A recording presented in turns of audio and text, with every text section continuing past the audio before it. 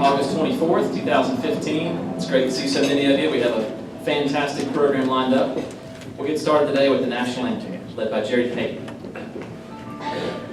I feel like a preacher in Blazing Saddles. Without a piano to pitch this, I'm going, son, you're on your own.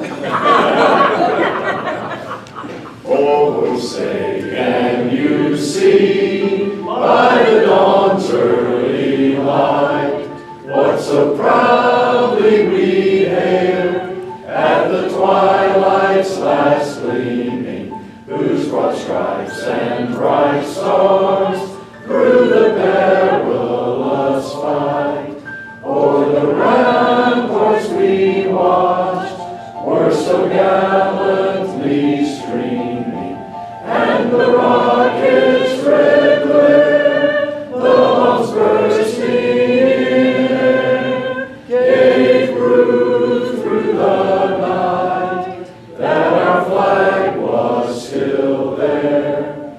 Oh, say does that star-spangled banner yet wave o'er the land of the free and the home of the brave? Round of applause there. It was extra hard given the music playing as well. Good job, Jerry. For our invocation today, we'll hear from Catherine Davis. Good afternoon. Please pray with me. Father God in heaven, your blessings overflow and are unceasing for us Rotarians assembled here today. We are most thankful for giving us robust health to make life and work a joy. Joy abundant enough to pass on to many others. As Rotarians, we are most grateful for wealth enough to support your needs as well as those in need, and determination to make each day better than the day before. We pray that you will continue to provide us strength and spirit unbridled to overcome all obstacles, and unremitting optimism to banish all doubts.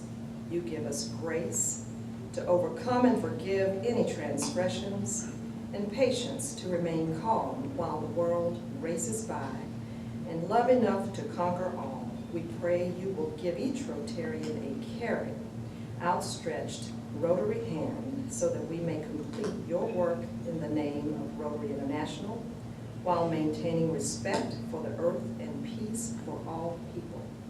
Father God, thank you for blessing us with abiding love and appreciation, and for each and every miracle that we experience each and every day.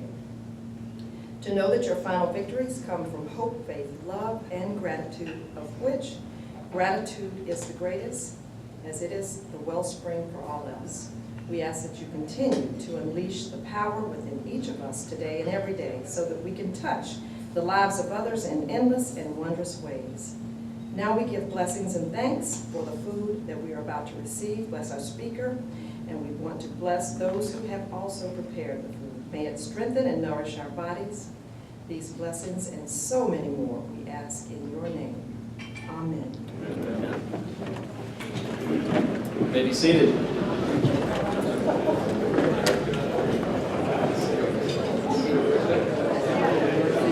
To welcome our visiting Rotarians and guests, I don't see Alicia quite yet. I think she's on her way.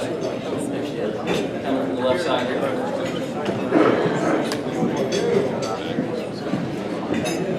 Good afternoon, everybody, and welcome to Rotary. It's my pleasure to announce those visiting Rotarians.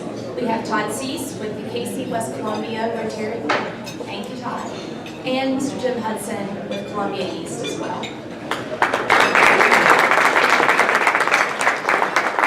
Now, with those that have guests that would like to be announced, could you please stand as we pass the microphone around?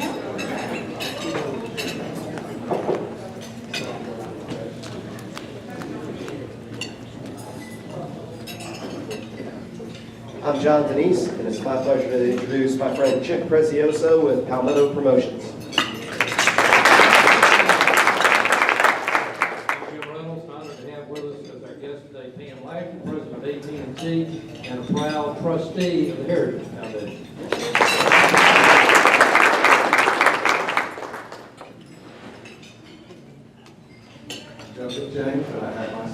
ago, will be a senior's walk of power.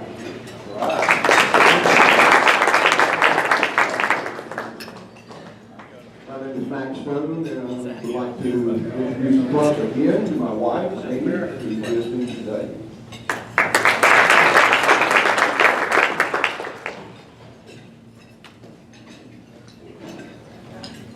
I'm Hal Stevenson. I want to introduce a new friend of mine, Dan D'Alberto. He's a local lawyer in private practice. He did not go to Walton. Okay,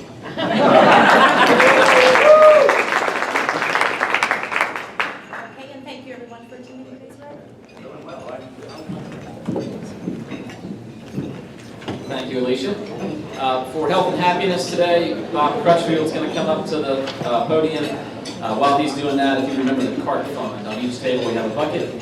Money that goes into that bucket will be distributed to our CART group, which helps with Alzheimer's research. So contribute to CART if you can today. Welcome, Bob.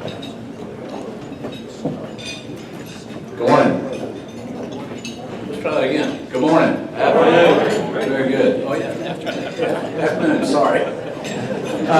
Isn't it kind of neat that we got somebody speaking on the golfing world today? I mean, what better golfing weekend have we had in a long time than what we had this weekend? You got Davis Love, who had one since 2008.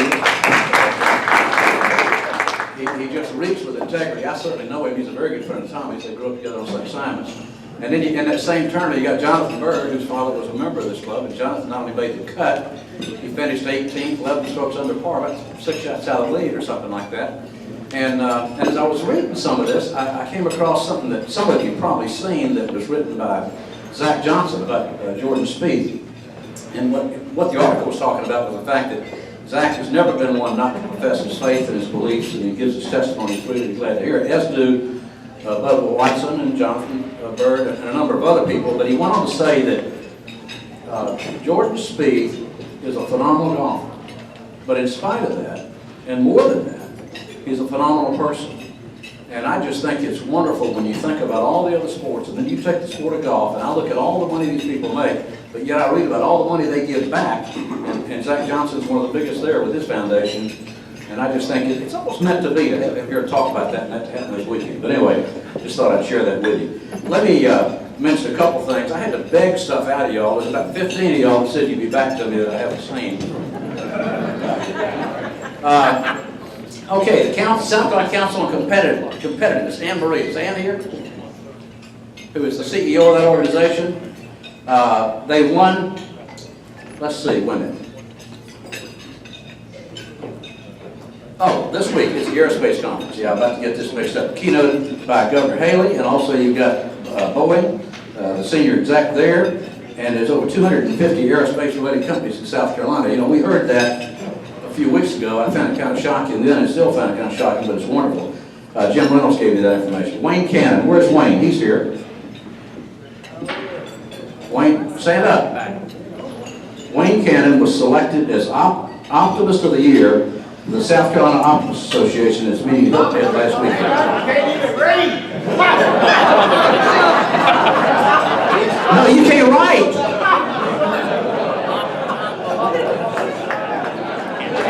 I know.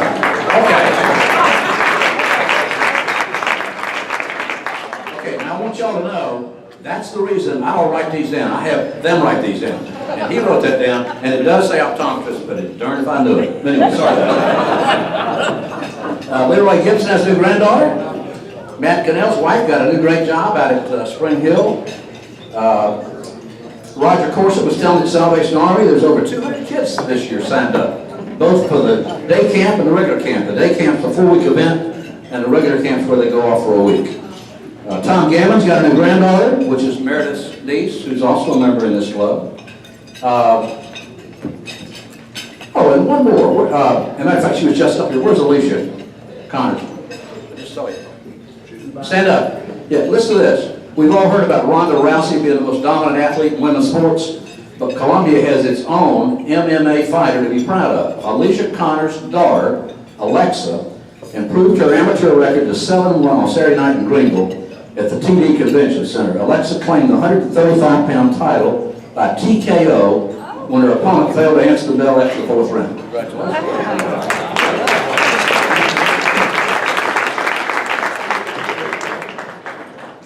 Okay, I'm gonna tell you a couple funnies and I'm gonna get out of your way.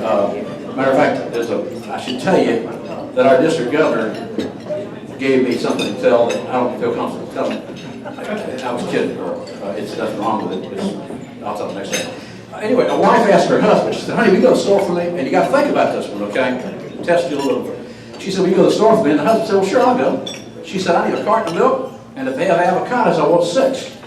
The husband said, sure. Went to the store, came back with 6 cartons of milk. And she said, why do you have 6 cartons of milk? He said, they have avocados. That's why we have communication problems between us and wife. Generally, the men get that quicker than the women do. You know, probably the same couple. The wife walked up to the husband and she said, "Boy, there's something wrong with the car." He said, "What do you mean?" She said, "Well, it won't run." He said, "Why won't it run?" She said, "There's water in the carburetor." You gotta be kidding me! There's not water in the carburetor. She said, "I'm telling you, there's water in the carburetor." He said, "Really? Let's go look at the car. Where is it?" She said, "In the pool."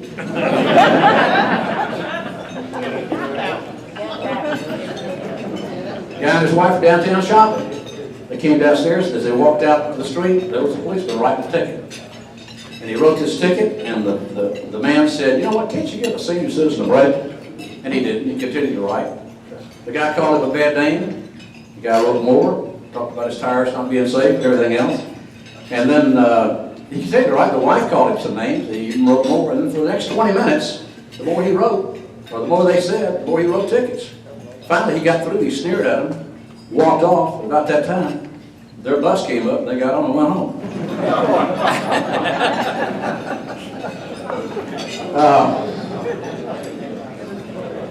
Okay, a Minneapolis couple decided to go to Florida to thaw out during the cold winter.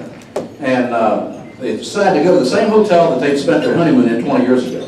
And because of hectic schedules and difficulty arranging the flights, he went down on Thursday, she was coming down on Friday. As he got to the hotel and checked in, there was a computer in the room. He decided to send an email to his wife, let her know he'd gotten there okay. And so as he sent the email, he accidentally left out one letter and her email address, and without realizing it was there, he sent the email. Somewhere in Houston, a woman had just returned from her husband's funeral. He was a Baptist minister who was called home to glory following a heart attack. The woman decided to check her email, knowing a lot of friends and relatives had probably sent her emails. And all of a sudden, she read one, and she screamed and fainted, and the woman's son rushed in the room. He looked on the screen and said to my loving wife, subject, "I've arrived, date March 2nd, 2013. He said, "I know you're surprised to hear from me. They have computers here now, and you're allowed to send emails to your loved ones. I just have arrived, and I've just been checked in. I've seen that everyone's been prepared, everything's been prepared for your arrival tomorrow. Looking forward to seeing you there. Hope your journey is uneventful as mine was."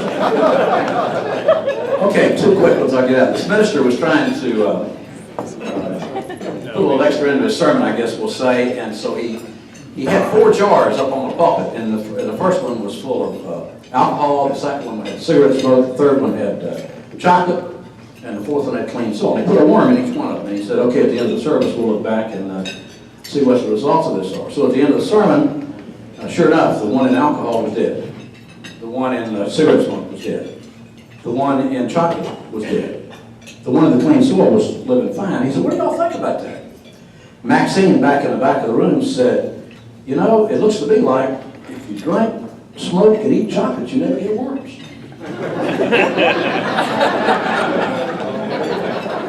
Okay. All right, last one.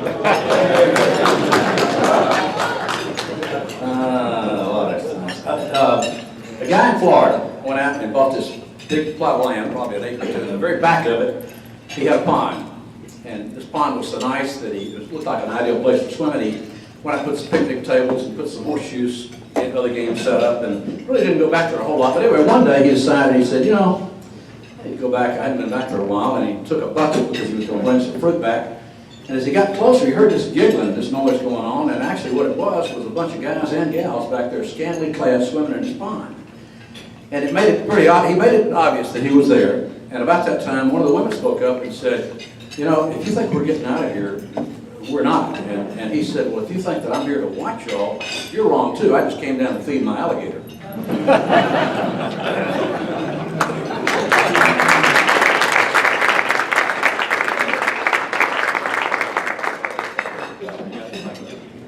Thank you, Bob. We now have an announcement from Lane Wiggin. Lane's going to share with us an opportunity we have coming up. An opportunity we have coming up to serve. So, Lane, they're all yours. Thank you. Is this working? Yes. On your table, there's a half sheet of paper that has a sign-up instructions for signing up for a project that we have to help prepare some food boxes for Harvest Hope Food Bank. If you would share that around your table, and we'll make several more announcements before the September 16th date. If you would give me your name and email address, I will keep you posted on that. The limit is about 25 people that day, and last year we had an abundance of people sign up. We're going to be doing it again, so if you missed the sign up this year, this time, or if we need to do it several more times, we will do that to give everybody the opportunity to help in this project. A follow-up to that is that there will be a delivery of the food to a church with many deserving members in Fairfield County, and we'll give you the information on that if you'd like to sign up to help with the delivery of the food. Just looking out, I see many of you helped last year, and if you would share that information with people at your table, how meaningful you thought it was, and how much fun and sort of in a Rotary spirit that we got together and did something very positive to help alleviate hunger in this city and in this several counties. I think it's very meaningful. I can't think of anything else to say about it except that there is a very good opportunity, chance that this club will not only be participating in a physical way, preparing the food baskets, but there may be an announcement soon about a very significant financial donation through this club and through Rotary for the help of Harvest Hope Food Bank. Thank you, and call me if you have any questions.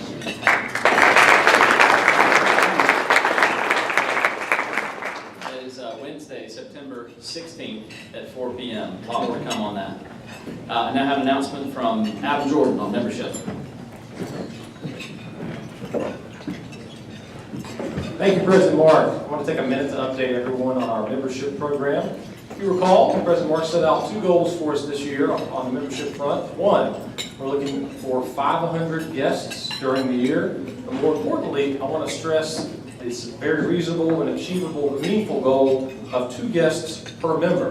So if you're wondering when there's a great program to bring a guest that you've been thinking about, next week, Congressman Trey Gowdy will be speaking to us. Trey has a lot to say, promises to be a tremendous meeting. I strongly encourage you to bring guests next week. I do want to acknowledge something that's been brought to my attention by several members. Several people have mentioned that there have been troubles in the past with the handoff from membership forms that have been filled out but then not followed up on. I want to say, first of all, we recognize it. Thank you for bringing it to our attention.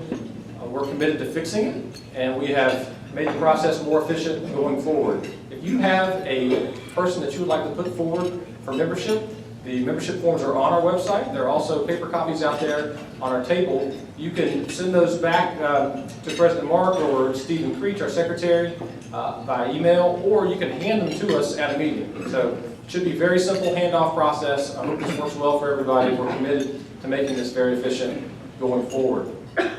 So finally, I want to give you a little preview. We're going to roll out our membership VIP program on September 14th.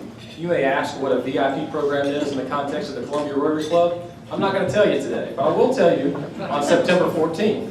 And it's going to be, I think, a very useful tool for each of us to enhance our ability to bring in new members. So please be here on the 14th. Please bring several guests next week for Congressman Trey Gowdy. Thank you.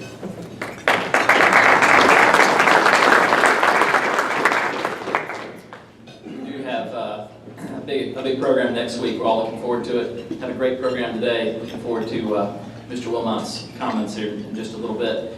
Additionally, on each table, you'll find information about our club. Over the years, I've had several people ask me for some sort of handout they could give to someone that might be interested, that might want more information about Columbia Rotary. These are available at the front of the Sergeant of Arms desk.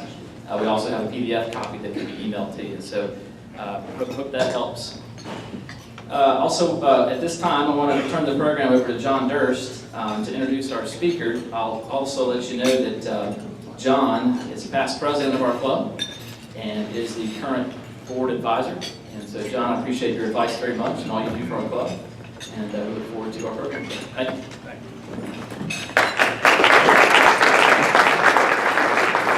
Thank you, President Mark. It's a great day in South Carolina. You've heard that before. It's also a great day here for our club because of the speaker that you're going to hear from in just a few minutes. Steve Wilmot is one of the pretty unsung in our neck of the woods heroes for our state. He has been with the Heritage Tournament for a long time. He served initially as assistant tournament director, and now he's serving as tournament director. Excuse me, this was his 29th year serving in that capacity. Steve has had a great interest in sports and in marketing through his college career, and he also holds a degree in sports management from Guilford, as well as a master's degree from St. Thomas University in Miami, Florida. He serves on the board of directors of the PGA's Tour Advisory Committee and has done so for 12 years, which is a great indication of the esteem in which he is held throughout the professional golf tournament. Steve is an active member of the South Carolina Junior Golf Association, the Savannah Harbor Foundation, the Hilton Head Bluffton Chamber of Commerce, and he's also on the Ben Hogan Award Selection Committee. We are very fortunate to have him here with us today because the PGA, as you see up there, PGA Tour event that's at the Heritage, is not just something that is a sports event. It's more than just an economic engine. It also is a tremendous contributor for charitable organizations in the Low Country and throughout our state. It's genuinely a pleasure for me to present to you the tournament director of the RBC Heritage Classic, Steve Wilmot.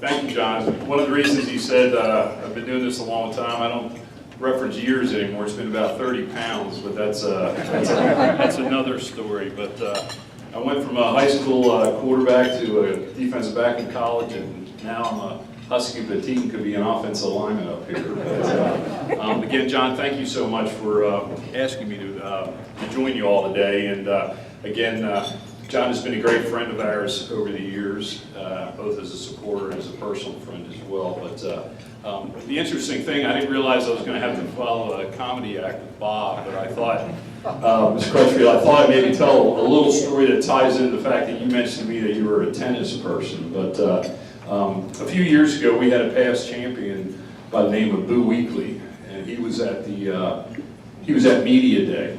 And so we had all the media in. And each year we designate one of our trustees to be the tournament chairman for that year. That year it happened to be a gentleman by the name of Stan Smith. And you all know Stan Smith. So I get up, say a few words, introduce Stan Smith, U.S. Open champion, tournament chairman Stan Smith. I go down and sit next to Boo while Stan comes up and says a few words. Boo leans over to me and goes, "Who the heck is Stan Smith and what U.S. Open did he win?" So, but again, thank you so much for having me today. And one of the things I wanted to touch on is we could sit here and talk about birdies and eagles, and as you all saw from yesterday, an occasional hole-in-one once in a while. And that was another South Carolinian, Scott Brown, had a hole-in-one playing with Tiger yesterday. But there's more of a business side of not more of a business side, but truly what the Heritage Classic Foundation does each and every year is the fact of the bottom line, and that's for charity. But as you can see, just a little bit with regards to history of the event, the Sea Pines visionary Charles Fraser created this event in 1969. A gentleman by the name of Arnold Palmer won the event. And the Heritage Classic Foundation was formed in 1987 while the Sea Pines was facing bankruptcy and risked losing the tournament. A little bit about the Heritage Classic Foundation again now too is the fact that it is this is the only PGA Tour in South Carolina. We have a wonderful web.com event up in the upstate, and we'll have another PGA championship here in a few years in Kiowa, but it is the only annual PGA Tour event here in South Carolina. The mission statement for the Heritage Classic Foundation is to provide the highest quality PGA Tour golf event that generates significant economic impact and promote the Hilton Head Island and the state of South Carolina while generating funds for charitable causes that enhances the quality of life for all. A couple things about the Heritage Classic Foundation. We are a 501c3 non-for-profit. We are the ones that we are the general sponsor of the PGA Tour and have the contract with the PGA Tour. As you know, this is the RBC Heritage presented by Boeing. RBC is the title sponsor. RBC wouldn't be there without our presenting sponsor being Boeing, and there is a third component to it in the last few years, is the town of Hilton Head is a piece of this puzzle to complete the title sponsorship with us, and has an advertising unit with CBS. We're currently going into our fifth year arrangement with all three of those parties. And we continue, and that's something we can certainly further discuss as well, but we are in complete dialogue on almost a daily basis with both of them with regards to the future. And also, we also have the facility use agreement with the Sea Pines Resort as well, which is certainly playing at Harbortown, certainly with the lighthouse, is something that's one of the most recognizable holes in all of golf. The brand promise, the RBC Heritage presented by Boeing again, is a fun PGA Tour golf tournament steeped in Southern hospitality that is sociable and enjoyable with attention to great service directed towards sponsors, fans, players, and media. The event, which also has a strong charitable spirit, captures the essence of Hilton Head Island's lifestyle and low country feel in a beautiful climate that provides a friendly, relaxed, and aspirational environment. The definition of success is basically the accomplishment of the mission statement and brand promise that results in meeting or exceeding our pre-established goals for charitable and reserve funding while delivering sponsors satisfaction. Millions of dollars generated from ticket sales and sponsorships are distributed to charitable groups throughout South Carolina. Since 1987, more than $31 million has been distributed to people in need. This is a huge number when you look at things from the standpoint of South Carolina Heritage Classic Foundation, and it's one of those things too. A lot of events on the PGA Tour wrap their arms around many different charitable effort or a charitable effort. We wrap our arms around close to 100 each year and trying to give back as much as we can. I look at the Rotarian group that helps us create that effort too. Rotarians on Hilton Head Island happen to run two of our civic charitable concession booths. They also are floor caddies down there. They also run our will call for us as well. So they're very much engaged in the tournament with the Heritage Classic Foundation. They're obviously volunteers along with many other volunteers. We have over 1,200 volunteers that serve on 18 different committees. Those committees are run by what we call redcoats. We are considered to have some of the best on the PGA Tour, and we also are considered maybe to have some of the oldest on the PGA Tour, but truly, the good news with that is the fact that this isn't just a week out of their life, it's a year-round effort that these redcoats and volunteers put forth to run and conduct a major PGA Tour event. And actually, if we had to give them $1 an hour for the time they put in, certainly we would be giving zero away to charity.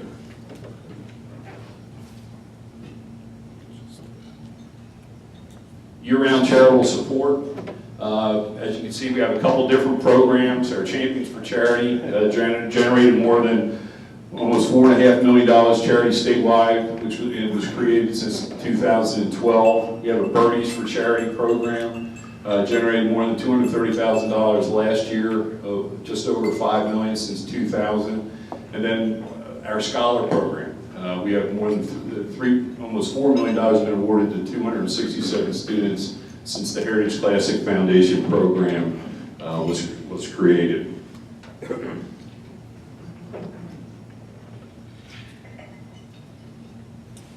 The Economic Impact Survey. This is something that we do every 5 years. We work very closely with Clemson as well as USC. As you can see here, the direct spending that was identified is over $75 million for the week. Jobs created were almost 1,200, and net state local government revenues of almost $7 million, totaling excess of $96 million for the week of the tournament.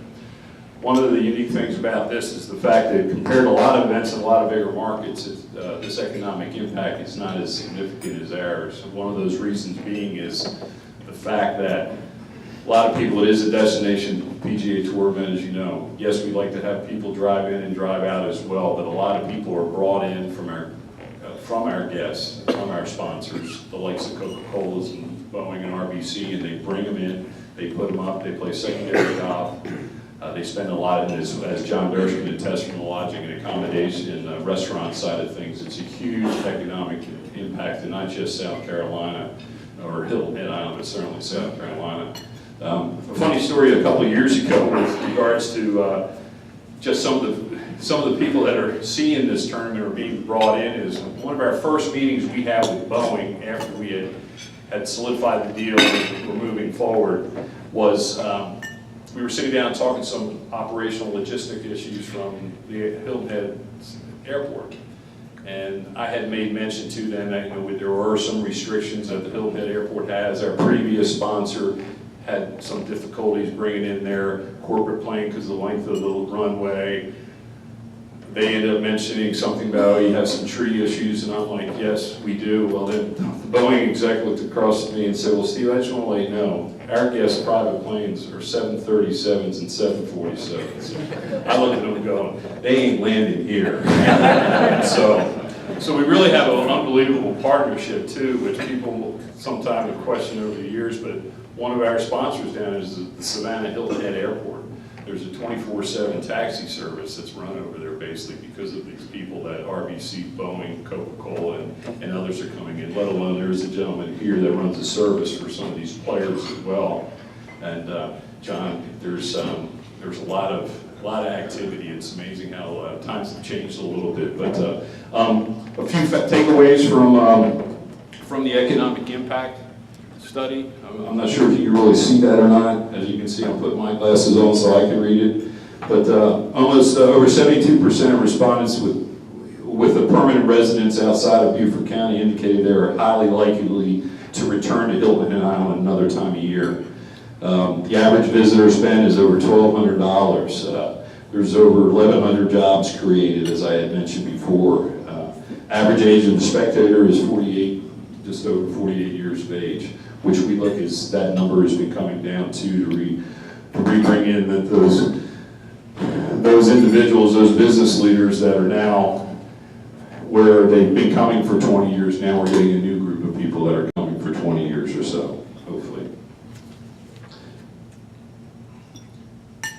As you can see, the far-reaching broadcasts all over the world, over 220 countries, 30 languages, 90 million households. There's over 12 hours of live coverage on CBS, which truly in our eyes is the best on the PGA Tour and certainly in golf as well. But and they also do our neighbors down in Augusta as well, which is an extremely good thing. Some of the other additional things we do, the community outreach efforts, we wrap ourselves around the American Red Cross blood drives. We have a Flat About Reading program through schools.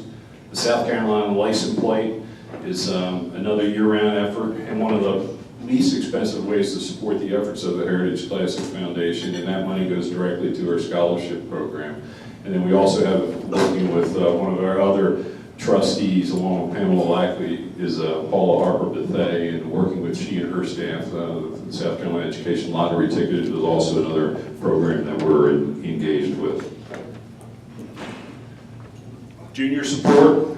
Yes, we run a professional PGA Tour event in April, but we also support the efforts of throughout the course of the year in many different areas. You can see the Seapines Junior Heritage is one of the premier junior events on the junior circuit. The South Carolina Golf Association, the annual Junior Championship, is sponsored by the Heritage Classic Foundation. The South Carolina Junior Golf Rankings for the South Carolina Junior Golf Foundation is also sponsored by the Heritage Classic Foundation. We also sponsor the AJGA, the IJGA, the MOUSE. I know there's a lot of AJGA is the American Junior Golf Association, and the IJGA is the International Junior Golf Association.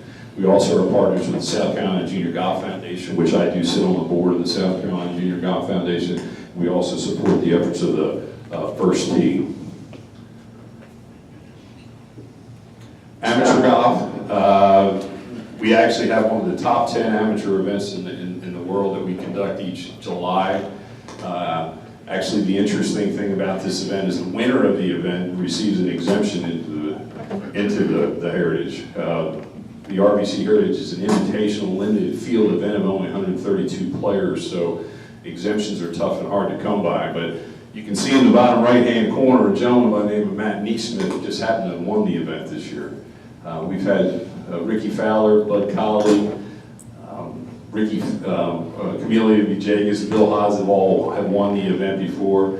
The likes of Dustin Johnson and Jonathan Bird and Matt Kuchar, and I can go on who have participated in the event. It's truly who's who of the next step of who's going to play with us in April, and it has truly become one of the biggest relationships or one of the biggest assets that we have. Just a funny little story, and I hate, for some reason it seems like I go back to my weight on occasion, but I tell people that during the Heritage, I lose 10 to 15 pounds because of how busy we are, but during the Players Am, I gain 15 to 20 pounds. And one of the reasons being that we have the top players in the world participating with us, but I have an opportunity. There's no crowd control, there's no bleachers, no security, no traffic issues. I can go on, but it is a true opportunity to sit down and have lunch with them at 11:30. Then again, I have it sit down at 1 o'clock again and sit with another group. But these are building relationships for the future.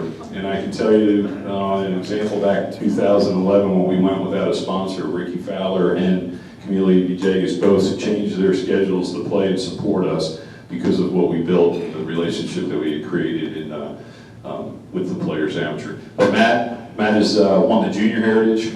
As you all know, he's from up in North Augusta area. At USC, he's going to be a senior this year. He's played 5 years in the Players Am.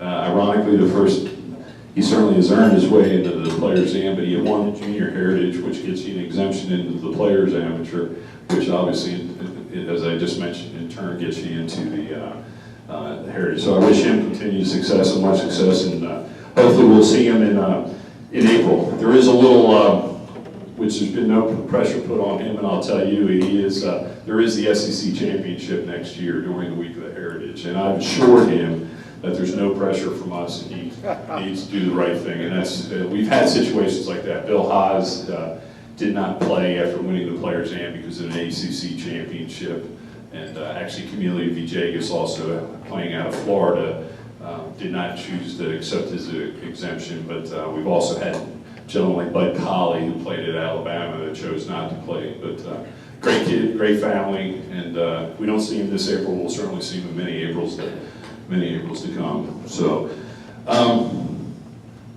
another year-round effort. Certainly Pamela Lackey knows. We have each fall, well, this will be the third year, so I shouldn't say each fall, but we have the South Carolina Congressional Cup, an exciting opportunity for businesses to meet with South Carolina elected officials. This is a two-day event this year, features working opportunities with panel discussions as well as golf at Harbortown. But we've, something that we learned, truly I love, you hear all the different sayings of if it ain't broke, why fix it, or if it's, but what happened is we truly learned from ourselves a few years ago with regards to the Heritage and us looking for a sponsor that we needed help. We were broke. If it ain't broke, why fix it? Guess what? We were a little broken. We learned a lot about ourselves, but it also gave us through the negative. You learn from all experiences, you learn more from difficult and negative ones, but we truly experienced something that we needed help. We had a great story to tell. It's been there, but I don't think we had done a good job in telling it. So we spent a lot of time up here. We did an outreach for the sake of needing support. Panelaki was someone we reach out to. Charlie Roundtree up here is a new board member. Doug Smith from Spartanburg. Dwayne Parrish. We've done some outreach for the sake of really sharing the story of not just the PGA Tour event that happens in April, but an event that gives continuously throughout the course of the year. And with that, we've learned a lot. The governor was very engaged, as well as Senator Graham was with us in solidifying RBC, but more importantly, even assisting us with Boeing. And they're both extremely happy. Boeing, I think the good news with Boeing is they're not going anywhere, but I think they got more than they expected, which is great for us too. And we continue to work with both of them, trying to solidify our future. But again, we continue to work. This is an opportunity for us to get to know our state delegates as well. But it also gives us an opportunity with these businesses throughout South Carolina to tell the story of the foundation. It's an opportunity to sell the RBC Heritage in April and all too, but it's also, that's not the point of it. It's an opportunity to mingle with the delegates, but also get to know as much about the Heritage Classic Foundation as possible. But with that, I mean, that kind of wraps it up a little bit. I love taking questions and answering whatever and however I can.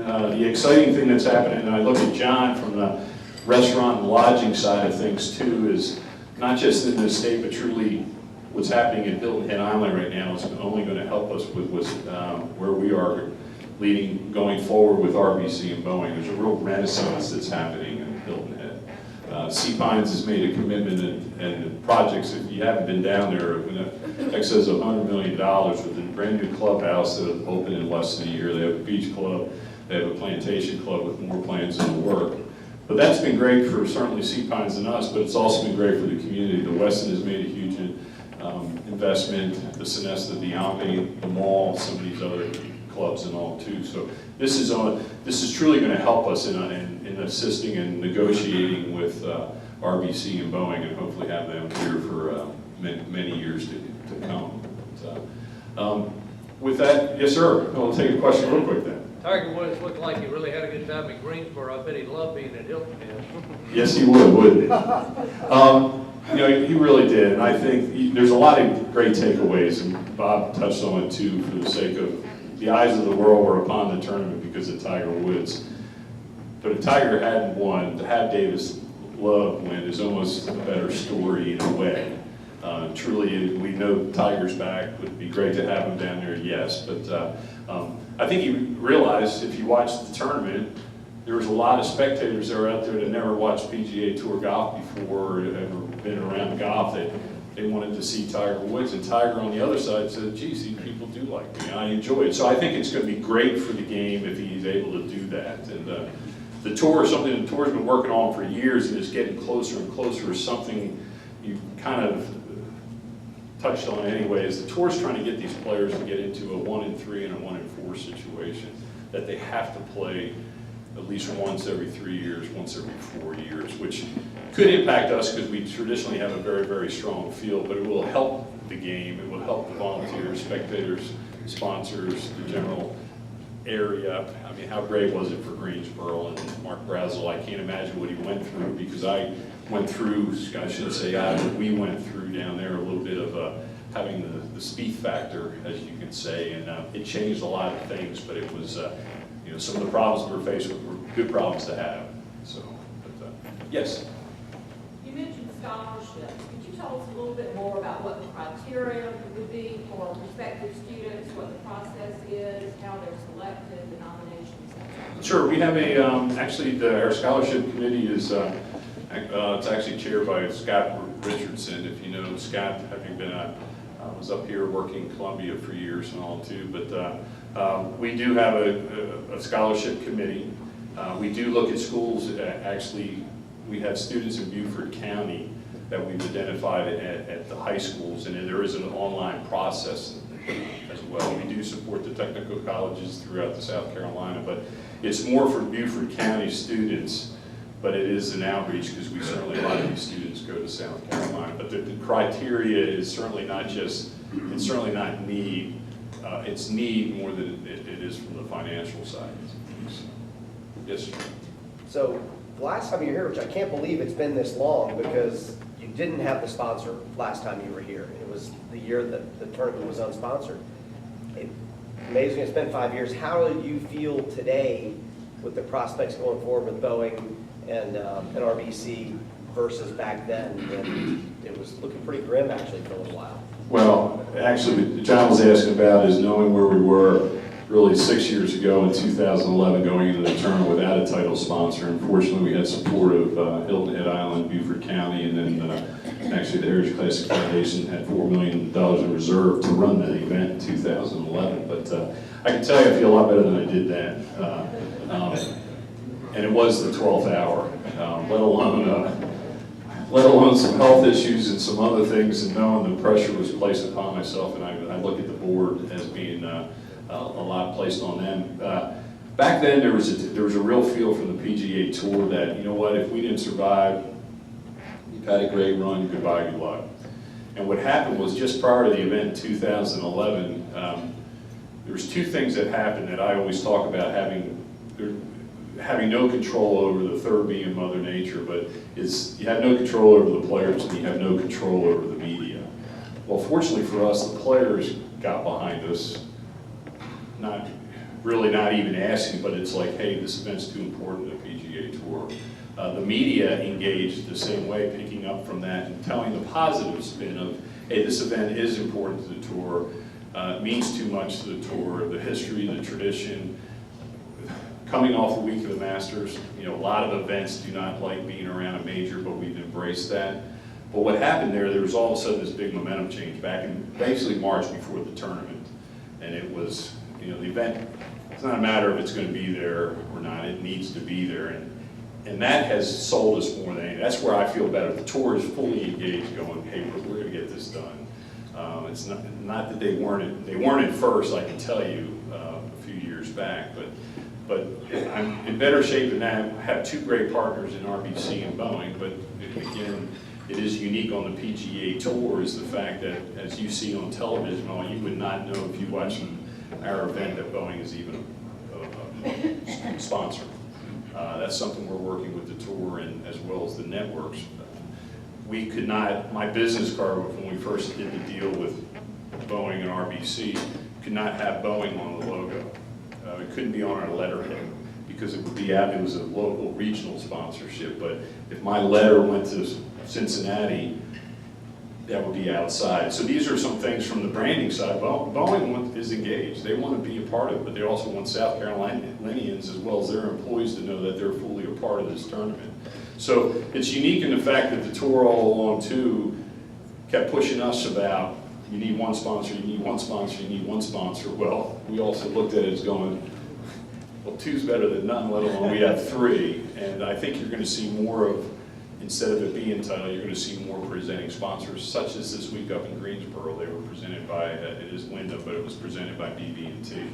Yes, Jim? Steve, some of us know this, but again, it might be interesting. You haven't been at the tournament so long about how you embraced that date being right behind the Masters and what y'all did amenities-wise and all the track plays and all. Well, Chip was just talking about embracing the Masters the week. I'll get right to you, yes, ma'am.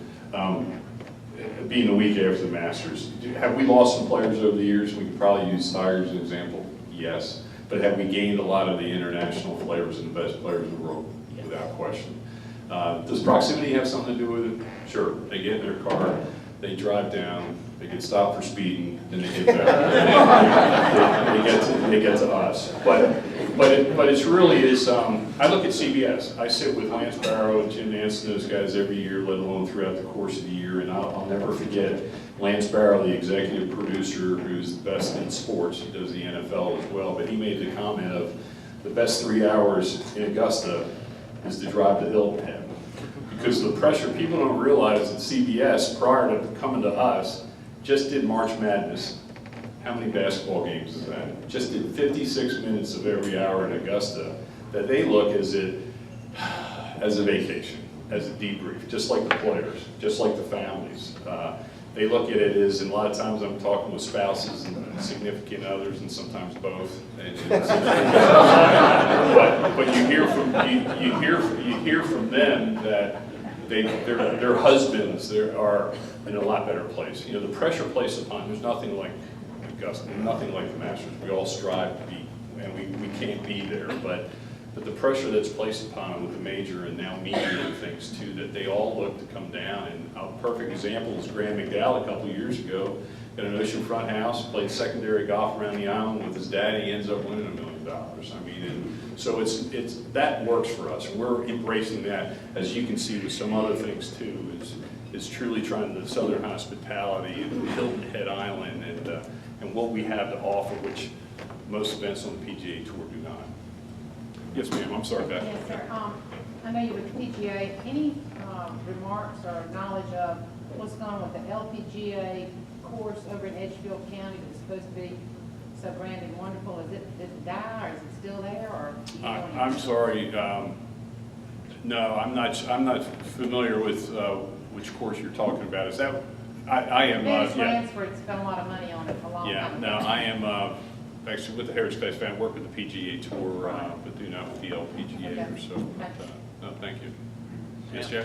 You bring up revenue-wise, I mean, your TV versus sponsorship versus ticket sales, I mean, How much time do you have here? Actually, the purse, if you look at the purse, and I'll give you the short, Jack, we can certainly talk afterwards. The purse this year is $6.1 million. Roughly 64% of the purse is covered by television, so we're responsible for the rest. That comes through ticket sales, sponsorships, pro-ams, and some other efforts, but obviously the title sponsor and the presenting sponsors are key. Our ticket sales were up this past year. Our pro-ams have been sold out the last couple of years, and we continue to try to do the best we can. We're not going to sell. We don't want to sell another 10,000. I can't imagine what Greensboro went through, because we have another 10,000 people on a day. We're going to have problems down there, and we were faced with some things this past year with having Jordan Spieth. Good problems to have. We kind of got hit with the perfect storm with weather in the field and him making the cut and some other things. But I kind of look at it as sometimes just kind of like 4th of July. You're out there watching fireworks, and all of a sudden it's over and you want to leave. Well, there's a lot of other people that are there and want to leave too. So, but it's good. I just kind of detracted from what you were saying, but that's the picture. The revenue side is the pro-am, the sponsorships, and the ticket sales. That's television is what we're responsible for, and then we're also contractually we're obligated with the PGA Tour to give X amount away to charity as well. So that's something that we have to look at as well. Yes. Steve, you not talk about this. I want to give him a plug. Number one, Chip, I'm glad you said that, because it is highly rated by the players and their families. They love coming there. It's really good for the tournament. But also, too, in the last few years, he had talked about this part of it, but in addition to the boxes, like sky boxes and things like that people, businesses can sponsor, I don't know how many of y'all went to the Calabogie Club last year. Did some of you come down and go in the Calabogie Club? It's the venue behind the 18th tee box and the 17th green. That is wildly popular.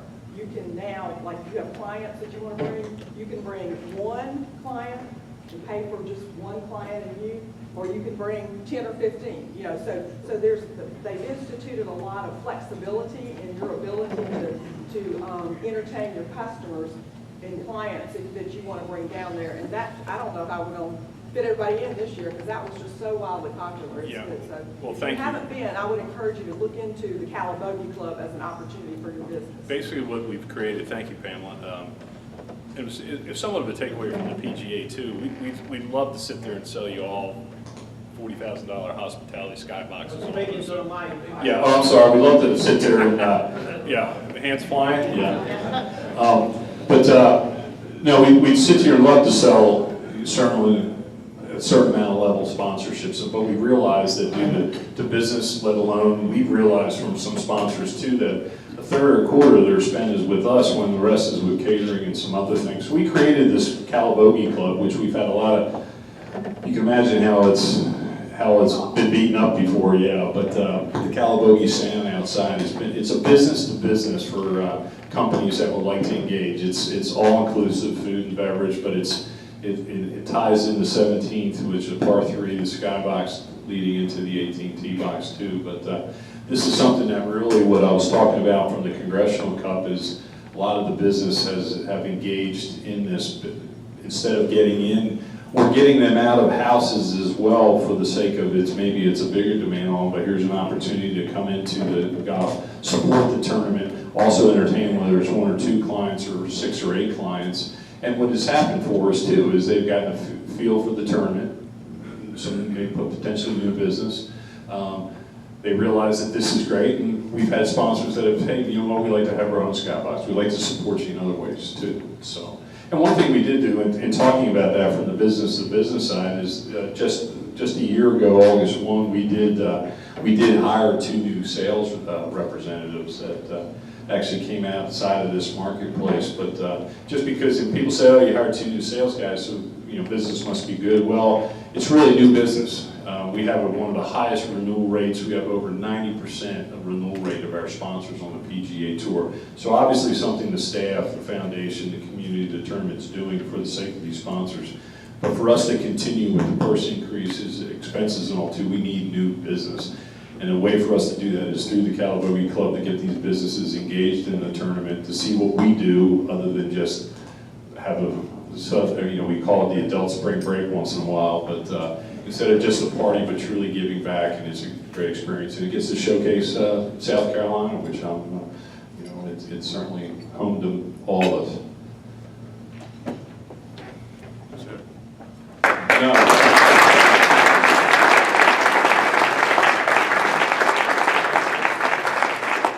No, thank you all so very much, and I appreciate the continuing support. It's great to see such great friends out here that have supported myself and the foundation over the years. And there's no I in team. We're a part of this team and the success of this tournament. So whatever we do, keep it going.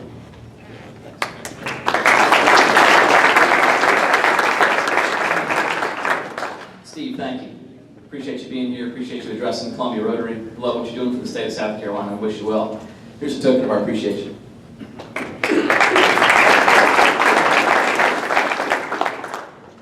Okay, next week we have Congressman Trey Gowdy, who's going to be here. Thanks to Kirk Johnston and John Bakes for all their hard work in getting the congressman lined up. So come early, bring guests, and we'll close by singing, so please stand.